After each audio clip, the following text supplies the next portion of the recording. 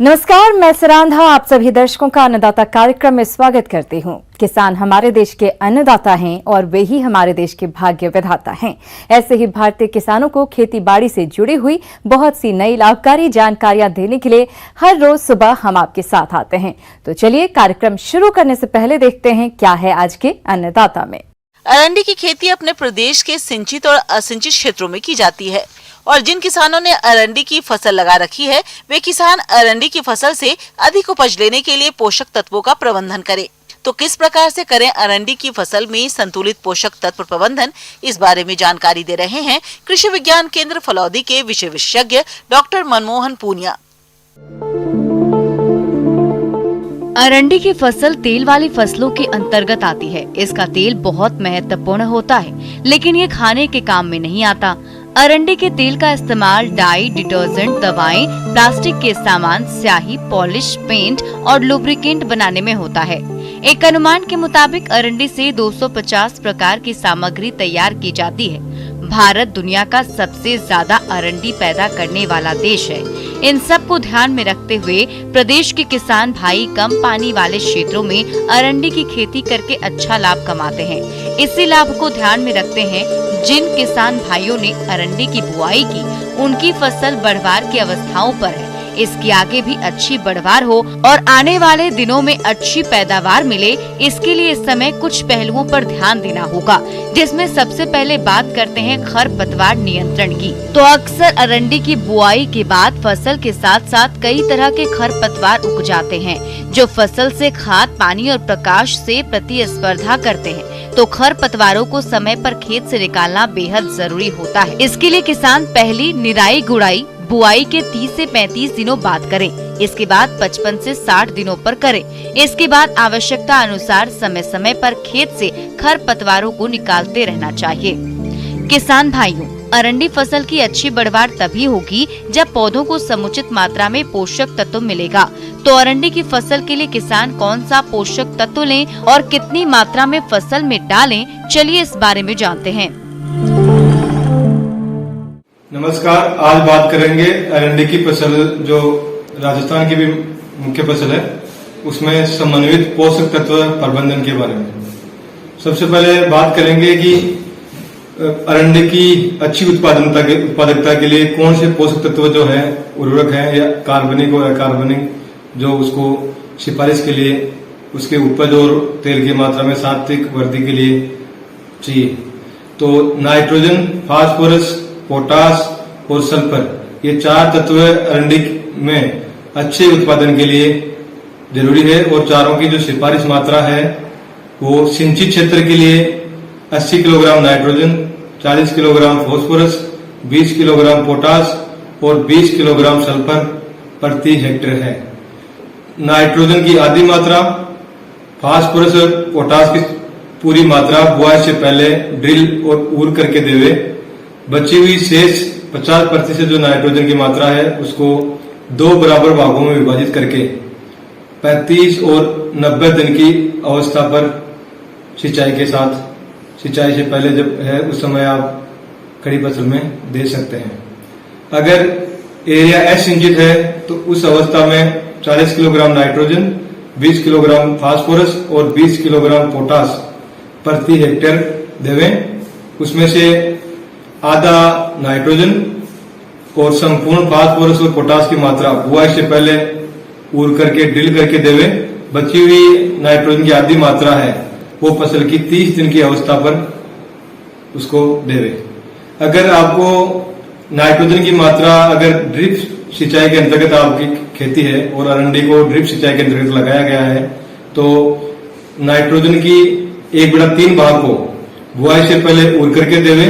बचा हुआ 2/3 भाग है वो 4 भागों में विभाजित करके 35 दिन पर, 70 दिन पे, 90 दिन पर और 110 दिन पर, इस प्रकार 4 भागों में विभाजित करके अलग अलग अवस्था पर उसको ड्रिप सिंचाई के द्वारा अरंडी की फसल में देवे।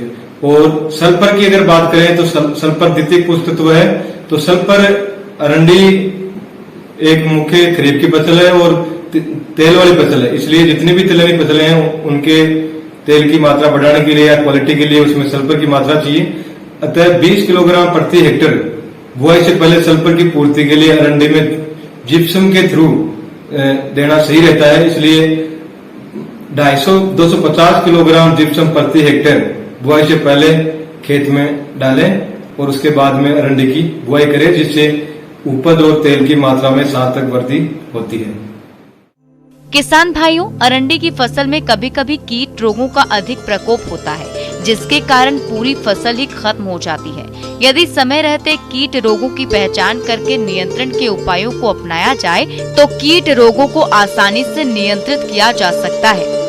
फ्यूजेरियम उखटा रोग, इस रोग से पौधे धीरे धीरे पीले होकर ऊपरी पत्तियां और शाखाएं मुरझा जाती हैं और पौधा सूख जाता है। रोकथाम के उपाय, इसकी रोकथाम के लिए रोग प्रतिरोधी किस्मों की बुआई करनी चाहिए और बीज को बोने से पहले कार्बेंडाजिम 2 ग्राम प्रति किलोग्राम बीज की दर से उपचारित करें। इसके अलावा उचित फसल चक्र अपनाएं।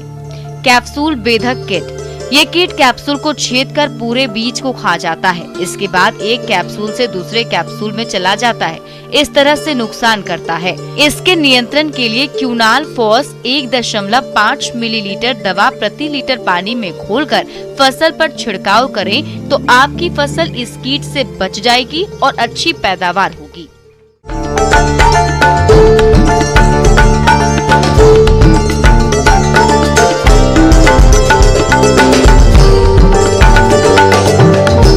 ब्रेक के बाद आप सभी दर्शकों का अन्नदाता में स्वागत है। चलिए अब रुक करते हैं अगली कड़ी की ओर।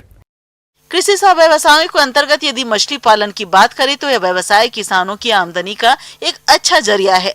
हमारे जो किसान भाई इससे जुड़े हैं वह प्रतिवर्ष इससे आशा के अनुरूप लाभ ले रहे हैं, लेकिन कभी कभी इनकी मछलियां कुछ घातक रोगों की चपेट में आ जाती है, जिनका समय से प्रबंधन करना बहुत ही जरूरी होता है। तो आप इन रोगों से अपनी मछलियों को बचाने तथा इससे ग्रसित मछलियों का उपचार करने के लिए कौन कौन से उपायों को अपनाएं, इस बारे में जानकारी के लिए आइए मिलते हैं मत्स्य विशेषज्ञ डॉक्टर इप्सिता विश्वास से।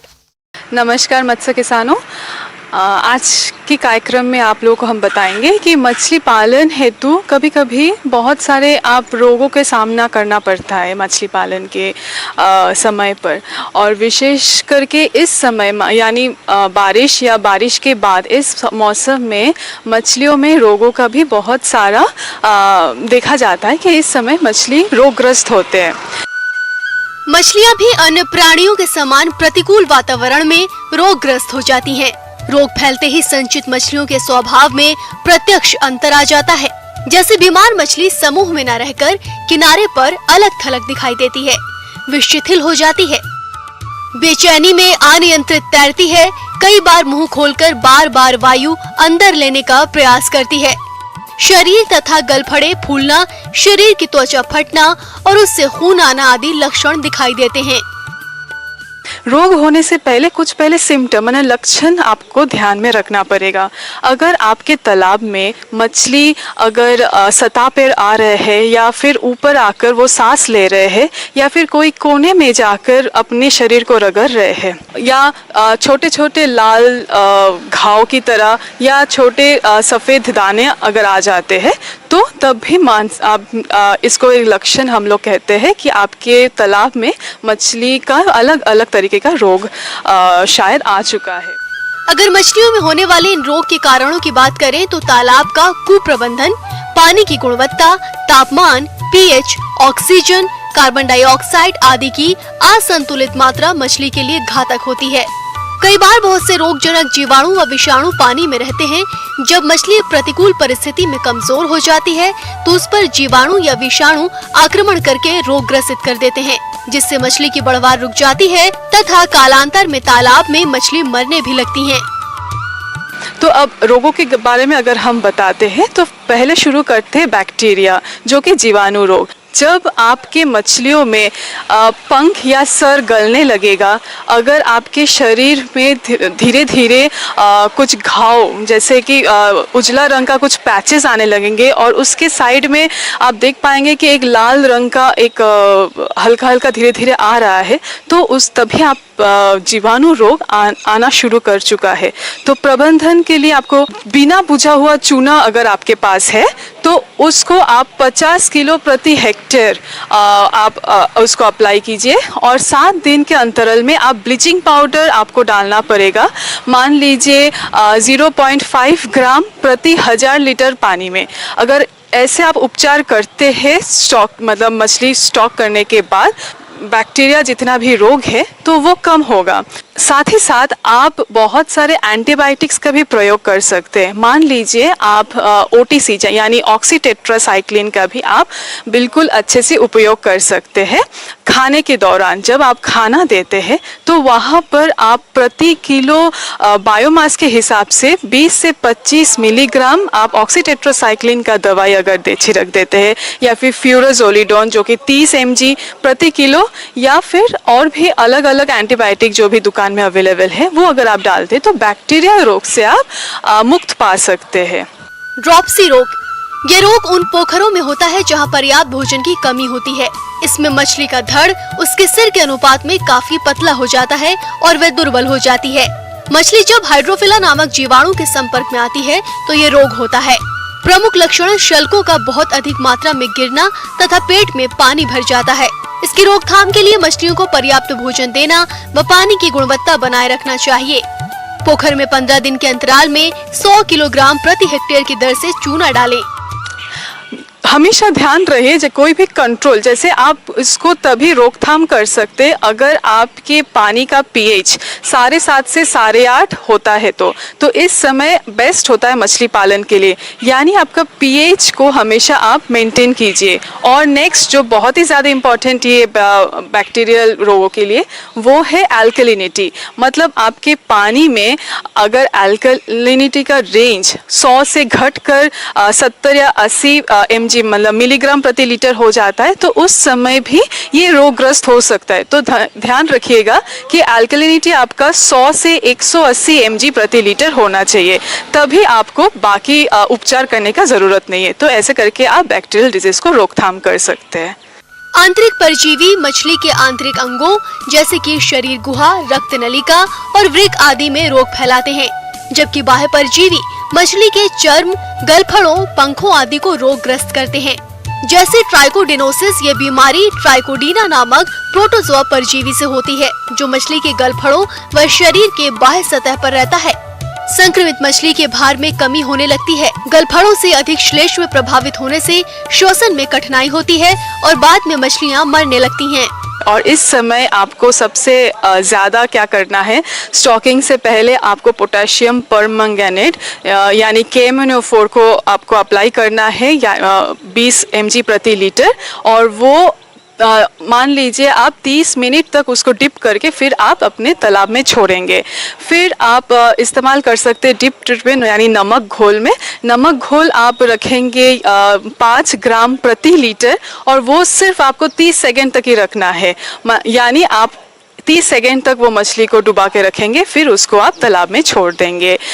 कभी कभी जब पैरासाइटिक रोगग्रस्त होते हैं तो हम लोग फॉर्मेलिन का भी इस्तेमाल करते हैं लगभग 15 से 20 mg प्रति लीटर, और उसको हम रेगुलर मान लीजिए 7-10 दिन के अंतराल में यूज़ करते हैं तो पैरासाइटिक रोगग्रस्त हमको थोड़ा कम होता है। रोग के साथ ये भी ध्यान रखें कि आपके जो पानी का मतलब वाटर टेम्परेचर मतलब तापमात्रा हो या फिर pH हो या अल्कलिनिटी हो, इसको भी आप देखिए। कभी भी उसमें हाई ऑर्गेनिक लोड यानी आप कुछ भी बाहर से कोई भी जैसे मवेशी को धो रहे हैं या फिर बर्तन या कपड़ा अगर ज़्यादा धो रहे हैं तो उसमें ऑर्गेनिक लोड भी ज़्यादा बढ़ जाता है। और जो लोग सिर्फ पानी तालाब में अगर मछली पालन करते हैं, कभी कभी क्या होता है कि आप लोग ज़्यादा खाना दे देते हैं, तो ज़्यादा खाना देने के कारण में नीचे स्तर में वो एक डेट्रिटस फॉर्म हो जाता है, जो कि अच्छी बात नहीं है। एक काला एक स्तर पड़ जाता है और उससे क्या होता है, बहुत ही खराब गैसेस निकलते हैं और H2S फॉर्मेशन होता है। इसी तरह पानी का आपका जो गुणवत्ता है वो खराब होता है। तो इसी तरह अगर आप ध्यान रखेंगे तो निश्चित रूप से आप सफलता की ओर जा सकते हैं।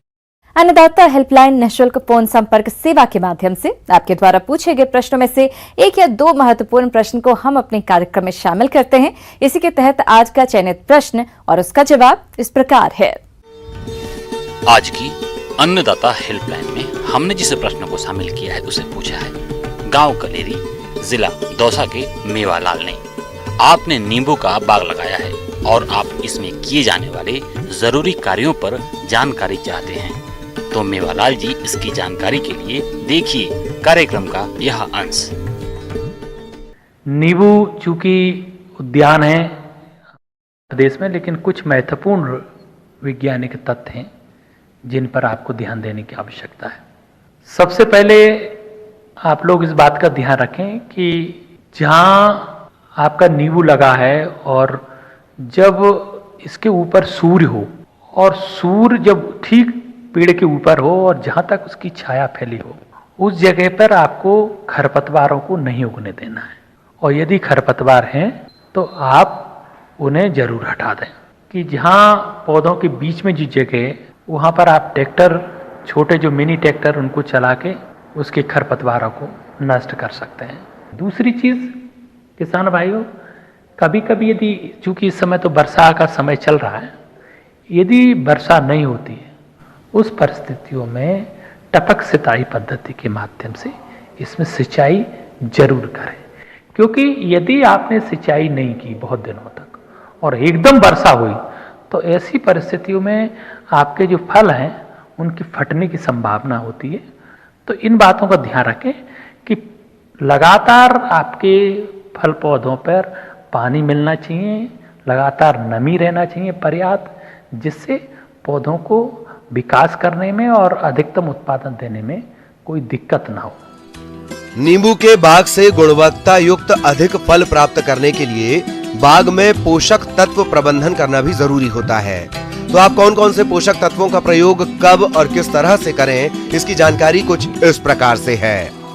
आपका जो नींबू फलों का बाग है वहाँ पर इस बात का ध्यान रखें हमारे किसान भाई कि 6 यदि वर्ष का यदि फल वृक्ष है तो कम से कम 20 किलो सड़ा हुआ गोबर का खाद और लगभग आपको 600 से 700 ग्राम यूरिया और लगभग 400 से 500 ग्राम आपको स्पुर और लगभग 300 से लेकर 400 ग्राम पोटास और 200 से 250 ग्राम फेरस सल्फेट आपको जरूर मिलाना है। समय समय पर आप जल में घुलनशील उर्वरकों का प्रयोग करें, क्योंकि हमने देखा है कि यदि नाइट्रोजन की कमी हो जाती है और चाहे स्पुर की कमी हो चाहे पोटास की कमी हो, वो निश्चित रूप से आपके फलों के उत्पादन पर एक बहुत प्रतिकूल प्रभाव डालते हैं।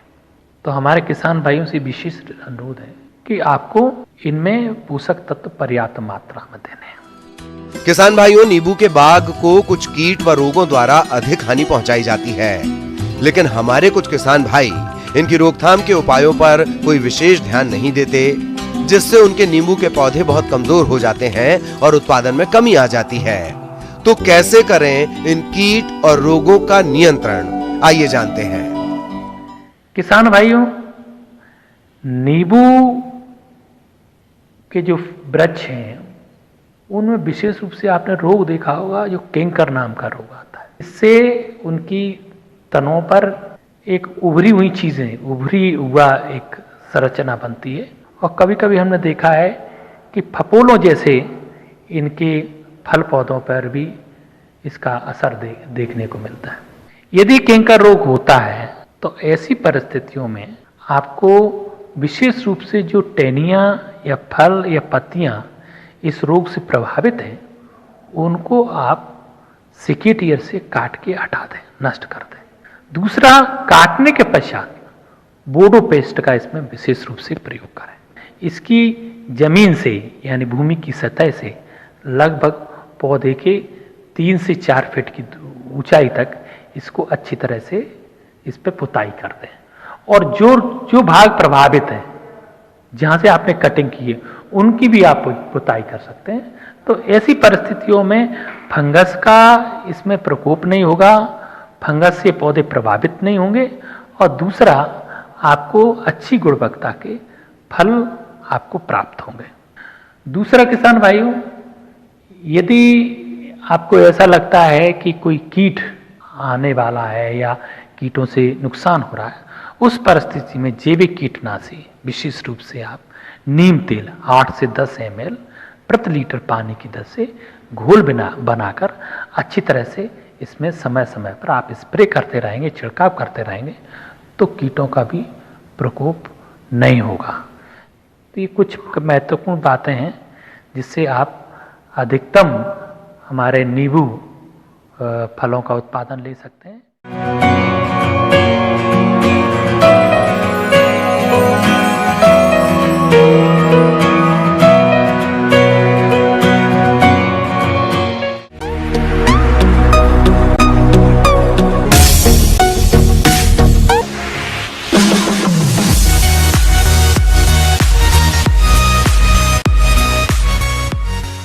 आइए अब एक नजर डालते हैं राज्य की कुछ चुनी हुई मंडियों की प्रमुख फसलों के बाजार भाव पर।